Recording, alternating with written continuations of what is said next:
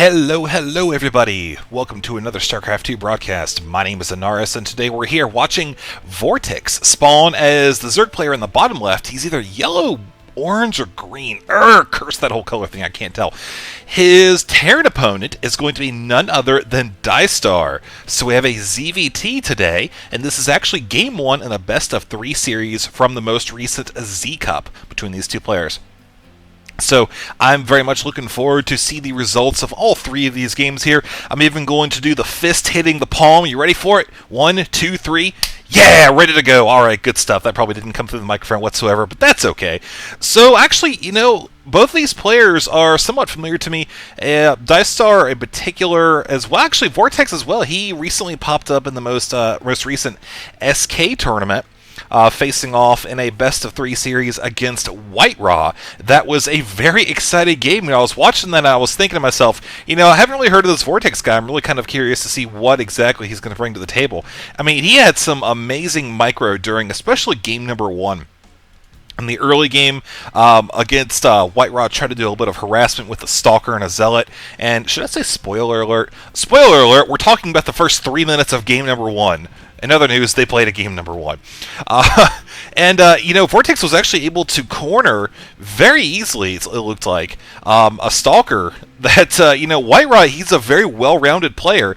Usually don't see him have stuff like that happen, or don't see stuff like that happen to him. But yeah, very exciting to see that. And I definitely gained a lot of respect for VortiX throughout that series, watching him play. Very good player. DieStar as well, also seen him in many tournaments. Very good player. So this is going to be a battle of the... I don't know, battle of the lamb chops here. I just say things sometimes, and I just entertain myself by talking. So we're just going to go with the battle of the lamb chops here today with VortiX. Let's actually look at the game a little bit now that they've started building here. We have VortiX going with the gas first, getting that spawning pool, going to be probably getting some Zerglings out. Now, Blistering Sands is known for a pretty long rush distance between the two bases. Can't exactly field an army very quickly to get across the map there.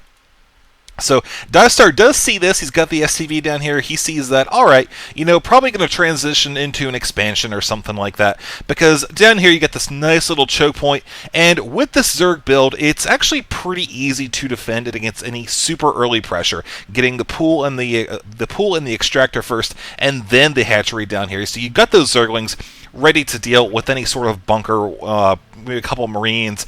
The only real exception to that would be if the Terran player went with the 2 racks and sent a bunch of SCVs and a couple Marines out at the very start, but that's an entirely different story. So, DieStar has now... Wow, voice just cracked there. DieStar has walled himself off here. Like I said earlier, this is something pretty typical against Zerg players. Nothing wrong with that at all. And he's up here. If you look at the minimap, you see he's working on 1 gas right now, and you see a factory going. So that means there's probably going to be some Hellion harassment. Sure enough, there is a Hellion on the way. Now, that'll be very strong against Zerg at this point in the game. Because you got to think, okay, what is my opponent going to have as Zerg? Most likely, based on the scouting, what he's seen is it's going to have some kind of typical ZVT build where you're going to get the Zerglings, maybe some Banelings in a little while, some Meta harassment, and kind of build up that Meta ball, the Baneling ball, and, it was one giant ball of death for Zerg. But early on in the game, the Zerg player is going to be getting that expansion and focusing up on getting his economy going. So the best way for him to defend, the cheapest, most effective way for him to defend, is to get these Zerglings. Also, the Zerglings, with this being such a long distance between the two players, they're going to be great for closing the gap, catching stray units, like, for example, maybe this one little poor Marine here would be a prime example. And, they really excel at killing those Zerglings, obviously, so they're a great choice for harassment units. And Zerg might not be fully prepared for it. Now, we see right here, he does have 14 Zerglings on the way. He realizes that he is going to have to deal with some Hellion action here. So he is all about getting ready for some pressure. He knows that he's going to be fighting an uphill battle here with those Zerglings. What he's going to have to do is try to fight on the creep, which is really going to be difficult because there's not a lot of creep here. He is making 1 spine crawler. So unfortunately, it's a little bit too late. However, the Zerglings are going to come in here and get a surround on the Marines, completely take those out. Look at those. All Marines have gone down, and oh man, those Hellions are super close to death. Look at that one right there. So very close. 1 kill, 4 kills, and can't click that one. 5 kills as well. So pretty good stuff. Hellions definitely earning their keep. Oh my god, look at that one coming in there and actually getting some nice free shots in that pile of Zerglings as well. Marine coming in to finish that up. So all in all, that attack didn't really damage the economy, but what it did is it forced VortiX to pump out a lot of Zerglings, more so than he probably would have wanted to push out at that point in time. I'm sure he would have rather used his larva a little bit more for drones, getting his economy going. And now we see he's actually capping both of these geysers right now. He's already capped these down here. You can see actually with that drone pile up, he just transferred those over to this extractor, and now he's getting his lair. So he is in a good position to go into Tier 2. He's probably thinking, all right, a Terran opponent, since he did that initial attack, he went for that pretty quick factory with one gas. I don't think he actually saw that he didn't have that second gas there. No, he actually hasn't explored up past this ramp, which again is not surprising. That's one of the things you got to deal with if you can't get that drone out there in time. So he really doesn't have too much intel about what's going on, but there is a Zergling heading over there. Unfortunately, I think we see that's not exactly going to work out very well for VortiX. There is one Overlord. Now, this is something very common you see when you can't bust into the base. You can't destroy the rocks. You'll sacrifice an Overlord, float it over here. Maybe you send an Overseer, drop a little, poop a little changeling on the map. Yeah, that was a totally realistic impression.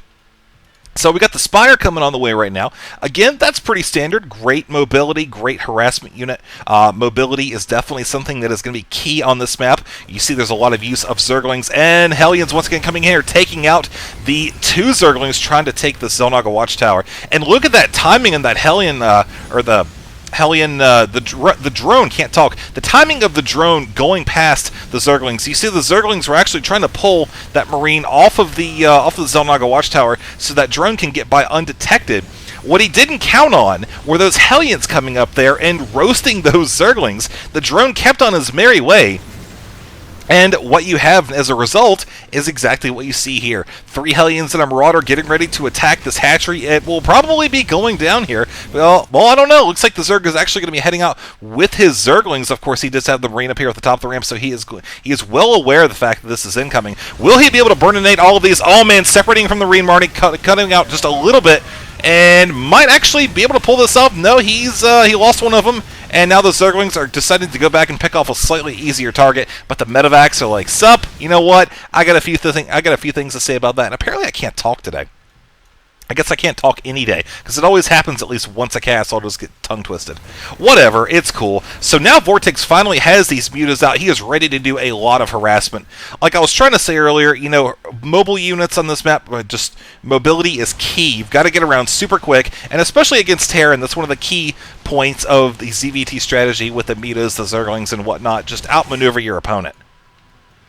So there's those Zerglings going to be coming in here, trying to engage the Terran forces. Actually, Muta's coming from behind and doing lots of damage to those Marines. Hellions are actually getting a few kills. However, plenty of Zerglings here to finish them off, and even the Mutas are in pursuit of a higher priority. Look at that, man. 2 medevacs going down right there. That is 200 minerals, 200 gas down the drain. Certainly not something that DieStar wants to happen at this point. You look at actually the income tab right now, you can see 45 to 47, definitely sitting a little bit higher simply because of the mules. But again, that's something you just kind of expect when you're Terran. All in all, it's pretty close though. I do want to point out one thing, that he is working on an extra gas. You see that DieStar is building that 4th one right now, so he will be able to catch up with that in just a short while. So DieStar now is really focusing on getting those Marines out. And here comes the Mutas going to be coming in for a little bit of harassment, picking off one of those SCVs, which might have been trying to build another depot here. But is instead of trying to engage this turret, which probably wouldn't have ended too well because the Terran could have had time to get the Marines back up there, choosing to go for a little bit less of a threat, taking out this destructible rocks, going to give himself an additional opportunity to bust in there with some Zerglings. And now the Terran player realizes, you know what, this is really not going to end up well for me. I might actually have to do something about this. Sure enough, he is going over there. No, he's actually going to go back and forth for a second. I guess he figures, you know what, the rocks are gone anyways. I'm not going to worry about it. This Muta is just kind of, they were there for too long. And now he stems and tries to catch the Mutas while hoping maybe that the Zerg player is not paying attention for a split second. Get in there, pop a few Mutas off, soften up the army a bit. Now, here is VortiX. This is really, really why I like this Well, I like the harassment that he's done. He's, the Terran player is going pretty darn heavy on the Marines right now. You see, he's building 2 additional barracks. He didn't quite have the same gas production as his opponent did for a while. It looks like there's even four SCVs on that. And now VortiX is working on taking out this refinery.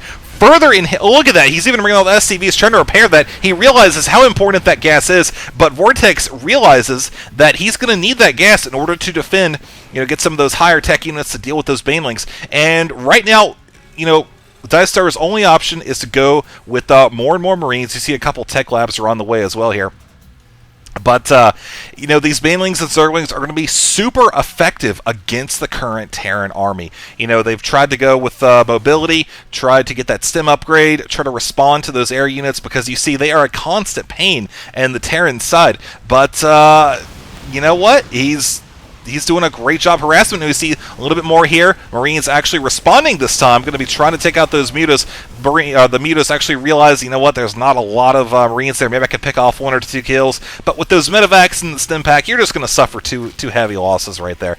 So VortiX is actually kind of hanging back at this point, continuing to upgrade macro up. This expansion actually did end up living, you can see right here, with an infestation pit. Oh man, if he's able to actually get some infestors here, which I don't think he's actually be able to. Terran is moving out, could certainly make it a little bit easier for the banelings, who are now running up here, going right for the infantry, and the Marines actually not able to do anything whatsoever. There's too many zerglings, too many targets, man. We got all those mutas actually kind of going up from the south and then cutting into the Terran siege tanks. Just a little bit of a cut, enough to avoid the majority of those Marines, however. And there's the GG from DieStar. So here we are concluding game number 1 between these 2 players from the Z Cup. Let's go on to game number 2 and see what happens next.